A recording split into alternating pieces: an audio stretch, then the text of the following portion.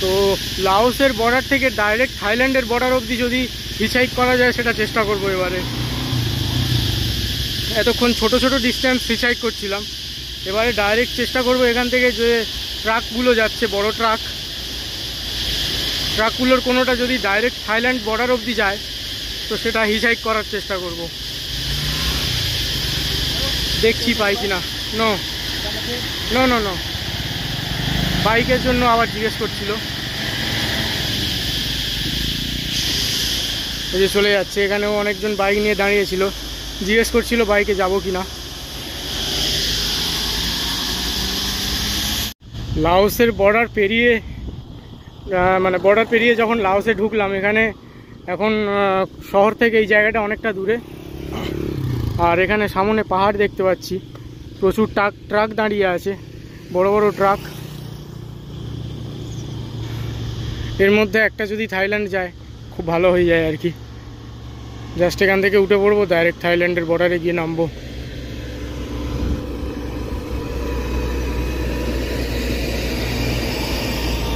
আর যেটা আগেও বলছিলাম যে এই জায়গাটা পুরো হিলি এরিয়া, পাহাড়ি জায়গা একদম। একটু গাছপালার কাছে গেলেই জোরে ঝিঁঝি ডাকার শব্দ পাওয়া যাচ্ছে, আর দূরে পাহাড় দেখা যাচ্ছে। পাহাড়গুলো বেশ বড় বড়ই পাহাড়, ক্যামেরাতে অতটা বোঝা না গেলেও সামনে থেকে বেশ ভালোই বড় পাহাড় মনে হচ্ছে।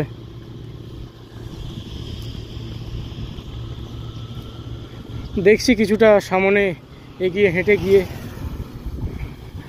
আর যদি এখান থেকে কোনো ট্রাক পাস হয় তাহলে জিজ্ঞেস করব, কিন্তু কোনো পাস হচ্ছে না এখন। এদিক থেকে আসার কথা, আপাতত এখন কোনো ট্রাক আসছে না এপার থেকে।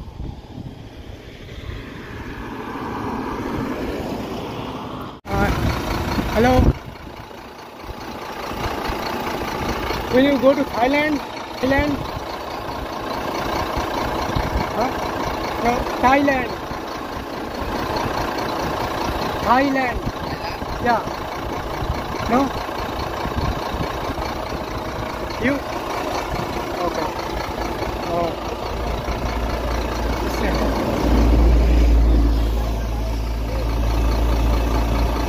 Okay.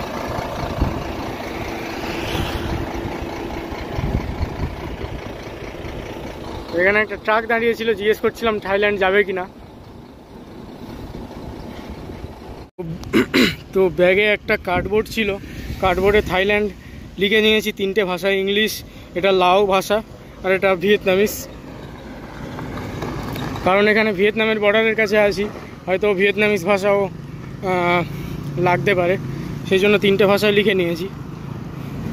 এখন চেষ্টা করব ডাইরেক্ট এখান থেকে যদি কোনো ট্রাক, যদিও রাস্তা তো সোজা আছে, এখান থেকে ডাইরেক্ট সোজা রাস্তা একটা থাইল্যান্ডের আছে, মানে এই রাস্তাটাই, কিন্তু তা সত্ত্বেও এখান থেকে কোনো ট্রাক যাবে কি না সেটা আদৌ বুঝতে পারছি না। যে ট্রাক পাস হবে এখান থেকে এই বোর্ডটা দেখাবো, আশা করছি হাতে লেখা বুঝতে পারবে। এইবার থেকে ট্রাকগুলো আসার কথা, এখন তো কিছু আসছে না।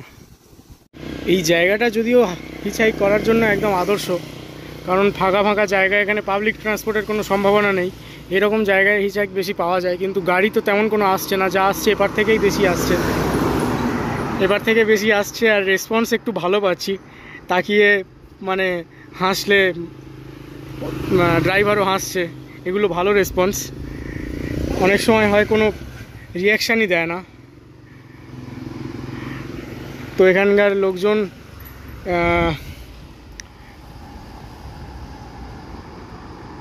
এই গাড়িটা এপারে যাচ্ছে, এপার থেকে কোনো গাড়ি আসছে না, বেশিরভাগ গাড়ি ডান দিক থেকেই আসছে, লাওসের দিক থেকে ভিয়েতনামে যাচ্ছে। ভিয়েতনামের দিক থেকে এপারে এলে তবে থাইল্যান্ডে যাওয়া যাবে। পিছনে একটা লাল ট্রাক আসছে দেখতে পাচ্ছি, এই যে একটা লাল ট্রাক আসছে, এটার সামনে এরকম দেখাবো, মনে তো হয় না যাবে, তাও দেখাচ্ছি।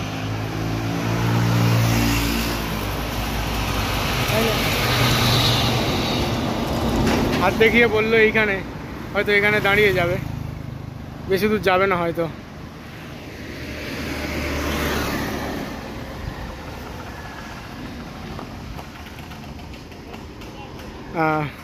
আদৌ এখান থেকে ডাইরেক্ট থাইল্যান্ডে কোনো গাড়ি যায় কি না সেটাও বুঝতে পারছি না। কিছুক্ষণ ট্রাই করব, দেখি, তারপরে না পেলে একটু এগিয়ে যাব শহরের দিকে। তো তিনজন ছেলে এখানে মানে চাইছিল, এই যে থাইল্যান্ড লেখা নিয়ে দাঁড়িয়ে আছি, এটা আদৌ বোকামো করছি কিনা। Okay, thank you, goodbye, goodbye. এটা হেল্প করার চেষ্টা করছিল। তো আবার একটা ট্রাক আসছে,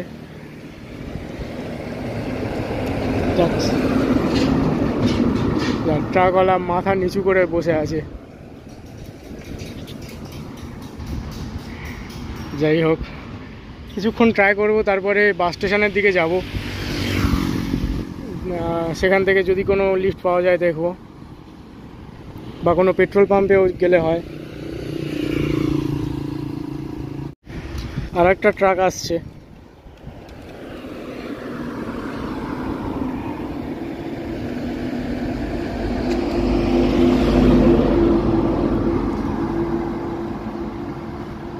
দাঁড়ালো না এটা।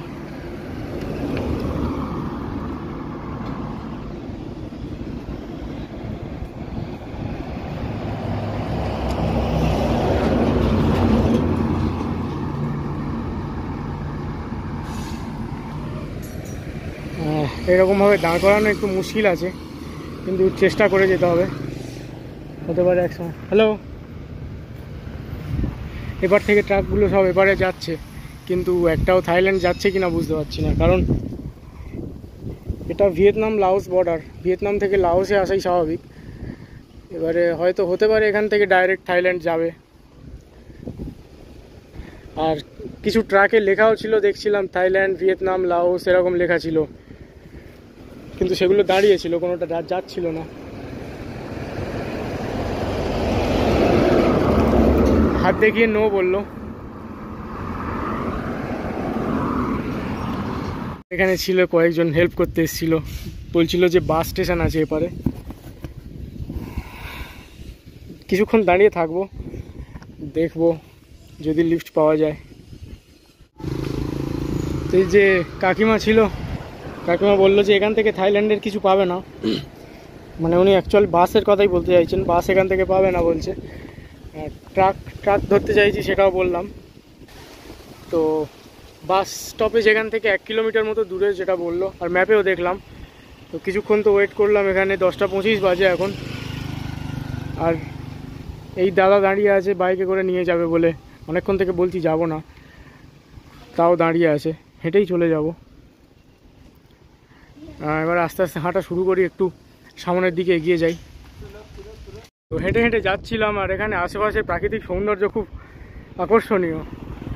যেমন এখান থেকে নিচে দেখালে ছোটো মতো একটা কি নদী বয়ে যাচ্ছে, আর এপারে পাহাড়,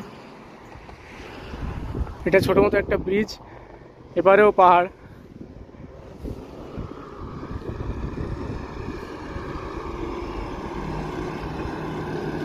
তো হাঁটতে হাঁটতে একটা দোকান থেকে আর একটা বড় কার্ডবোর্ড জোগাড় করে নিলাম। এটা যদি ডাইরেক্ট থাইল্যান্ডের লিফট না পাই, তাহলে এতে কাছাকাছি কোনো শহরের নাম লিখে আবার লিফট চাইবো।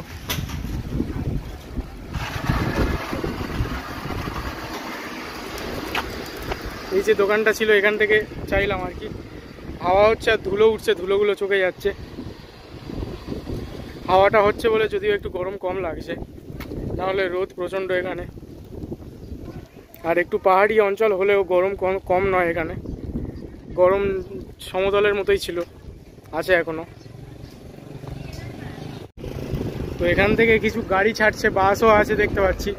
এই জায়গাটায় গিয়ে একবার জিজ্ঞেস করি এখান থেকে থাইল্যান্ড যাবে কিনা। আর থাইল্যান্ডের জায়গাটা যেখান থেকে বর্ডার ঢুকবো, সেই জায়গাটার নাম সাভান্না ক্ষেত।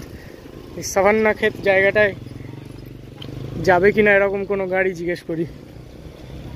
একটা মাইলস্টোন পোঁতা ছিল রাস্তার পাশে, সেটা দেখলাম সাভান্না ক্ষেত এখান থেকে 283 কিলোমিটার, ওটাই থাইল্যান্ড বর্ডার আর কি। এখান থেকে 283 কিলোমিটার। সব লাও ভাষায় লেখা সব কিছু, আর এখানে একটা চাইনিজ ভাষায় লেখা গাড়ি।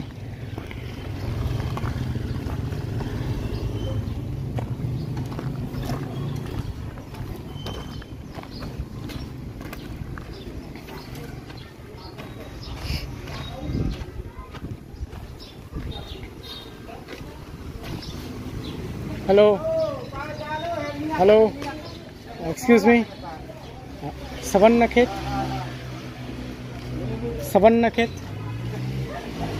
दिस सवर्णखेत না না।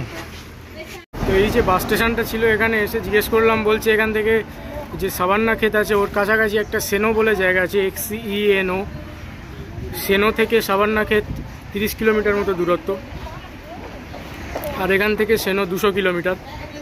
তো 200 কিলোমিটারের জন্য 1,50,000 কি মানে 600 টাকার মতো। ওটা 3টে আছে, বিকেল 3টের সময় বাসটা আছে, এখন বাজে 10টা 47-48। আর ভাবছি কিছুক্ষণ লিফট ট্রাই করবো, একান্ত না হলে 3টের সময় বাস তো আছেই। তো এখান থেকে আপাতত কোনো ট্রাক বা লরি বা এরকম ছোটোখাটো কিছু যদি যায় সেনো বা সাবান্নাক্ষেত অবধি লিফট ট্রাই করব। আর পেপার তো চেয়ে নিয়েছি, পেপারে লিখবো এবারে সাবান্নাক্ষেত। এতক্ষণ থাইল্যান্ড লিখে ট্রাই করছিলাম, ডাইরেক্ট থাইল্যান্ড লেখাটা একটু বোকামো হয়েছিল, লাওসের কোনো শহরের নাম লেখাই উচিত ছিল। তো এবারে দেখি, এখানে এই লেখাটা দেখে দেখে এখানে সাবান্নাক্ষেত লিখবো এবারে।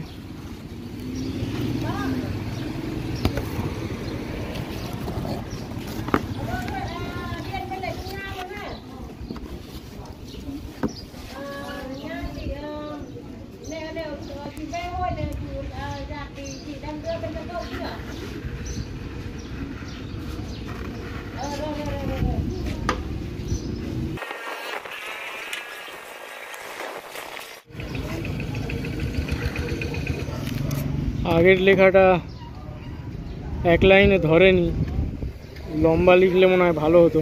আমি ভাবছিলাম এইটা হাফ লিখলে এখানে আরেকটা কিছু লেখা যেত, তো কিপটেমি না করে পুরোটা জুড়িয়ে লেখা উচিত ছিল। আবার এখন এখানে পুরোটা লম্বা করে লিখবো। তো শেষ অবধি খেটে খুঁটে যেটা লিখলাম সেটা এইরকম দাঁড়িয়েছে। শেষের দিকে একটু জায়গা কম পড়ে গেছিলো, তবু অনেকটা লম্বা নাম। তো একটু বড় বড় শব্দগুলো না লিখলে যারা দূর থেকে ট্রাক থেকে ড্রাইভার দেখবে তারা ছোট শব্দ লিখলে বুঝতে পারবে না, এটা একটু বড় বড় করে লিখতে হচ্ছে। ইংরাজিতেও লিখে দিয়েছি নিচে। দেখি এবারে রাস্তায় দাঁড়িয়ে আবার ট্রাই করব, বড্ড রোদ রাস্তায়, এটাই যা সমস্যা। দেখি এখন 3টে অবধি টাইম আছে, একান্ত না পেলে 3টের সময় বাস নিয়ে নেব, তার আগে অবধি ট্রাই করি। তো এই যে ছোটো মতো এটা কি ছোটো হাতি যাই হোক বলে, এখানে মালটাল বোঝাই করা হচ্ছে। এটা একটার সময় ছাড়বে বললো, আর এটা সেপন বলে একটা জায়গায় যাবে, এখান থেকে 40 কিলোমিটার মতো দূরে। আর সাবান্নাক্ষেত জায়গাটা এখান থেকে 200 কিলোমিটার দূরে, আর সেপনটা 40 কিলোমিটার। সেপনটা ওই রাস্তায় পড়বে। তো পুরো বড় হিচ হাইকিং লিফট পাচ্ছি না বলে ছোট ছোট লিফট নিয়ে চলে যাব ভাবছি। তো এটায় একটার সময় ছাড়লে এটাই ভাবছি সেপন অবধি চলে যাব, তারপরে ওখান থেকে আবার আর একটা জায়গায় নেক্সট কোথায় যাব সেটা ঠিক করব। বড় লিফট পেলে একদিনে চলে যাওয়া যেত, ছোট ছোট লিফট নিয়ে গেলে হয়তো একদিনে যাওয়া যাবে না। তো আজকের দেখা যাক কত দূর যাওয়া যায়। একটার সময় ছাড়বে, আর এখন বাজে 11:30 বাজে এখন। তো এখানে অনেকক্ষণ হিচ হাইক করার চেষ্টা করেছিলাম, রাস্তার পাশে দাঁড়িয়ে করছিলাম। এখন 1:02 বাজে, তো এতক্ষণ করিনি, কয়েক ঘন্টা একটু বসেছিলাম এখানে, রেস্ট নিচ্ছিলাম, কারণ এই রোদ্দুরে অনেকক্ষণ হিচ হাইক করে কোনো লিফট পাইনি। আর যতদূর বুঝলাম এখান থেকে যে ট্রাকগুলো যাচ্ছে ওগুলো actual Vietnamese truck, just Vietnam থেকে লাওস আসছে। আর ওগুলো কোনোটাই থাইল্যান্ডের ওই দিকে যাবে না, মানে কি একটা জায়গার নাম ছিল, সাবান্নাক্ষেত এই ছিল, ওই সাবান্নাক্ষেত ওই জায়গাটায় যাবে না। সেই জন্য আর মানে একটু জাস্ট রেস্ট নিচ্ছিলাম, আর ট্রাই করিনি। ওয়েট করছিলাম 3টে অবধি, যে বাসটা যাবে বলেছিল এখানে 3টে থেকে মানে 3টের সময় একটা বাস ওই সাবান্নাক্ষেতে যাবে বলেছিল, তো সেটার জন্য ওয়েট করছিলাম। আর একটু আগে গিয়ে জিজ্ঞেস করতে বলে নাকি ড্রাইভার আজকের বলছে সাবান্নাক্ষেত যাবে না, ভিয়েনটানি যাবে, ভিয়েন্টিয়ান না ভিয়েনটানি এরকম কি একটা মানে আছে আর কি, থাইল্যান্ড সরি লাওসের খুব গুরুত্বপূর্ণ একটা শহর, সেই শহরটায় যাবে, সাবান্নাক্ষেতে যাবে না, ড্রাইভার নাকি বলছে।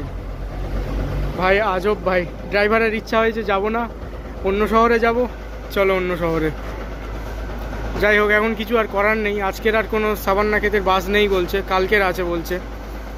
তো একবার ভিয়েন্টিয়ান যাই হোক জায়গাটা, ওখানে ভাড়াটা কত জিজ্ঞেস করি, কারণ ওখান থেকেও থাইল্যান্ড যাওয়া যায়।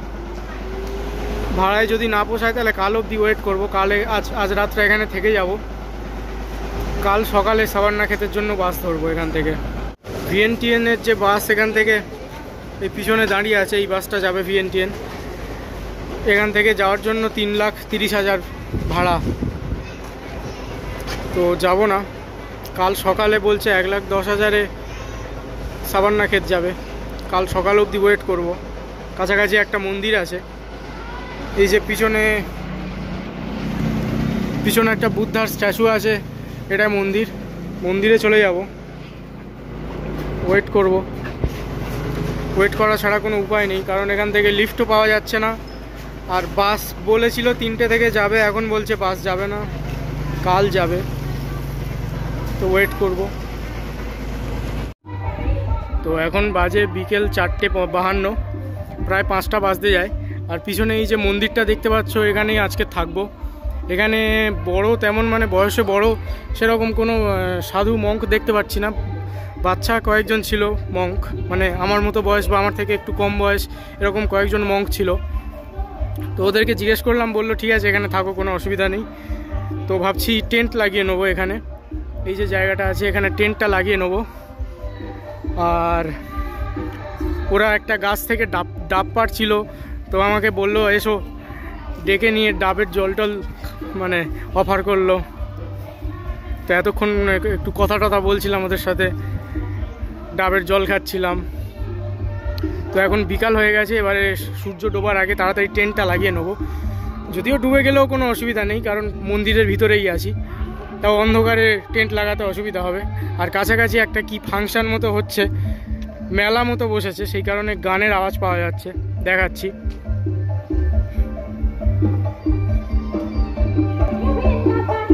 এখানে কি একটা ছোট মতো মেলা মতো বসেছে মনে হয়, এখানে গানটা হচ্ছে, গানের আওয়াজ পাওয়া যাচ্ছে। আর দূরে ওইগুলো পাহাড় দেখা যাচ্ছে, ছোট ছোট সব পাহাড়, এপারে পাহাড়, সব দিকেই পাহাড় দেখা যাচ্ছে ছোট ছোট। তো আজকের বাসের সমস্যার জন্য যেতে পারলাম না, যে সাবান্না ক্ষেত বলে জায়গাটায় যাবো বলে বলছিলাম। কাল সকালে 9টার সময় বাস আছে বলছে, ওই বাসটায় যাব। আপাতত আজকের এখানেই থাকবো।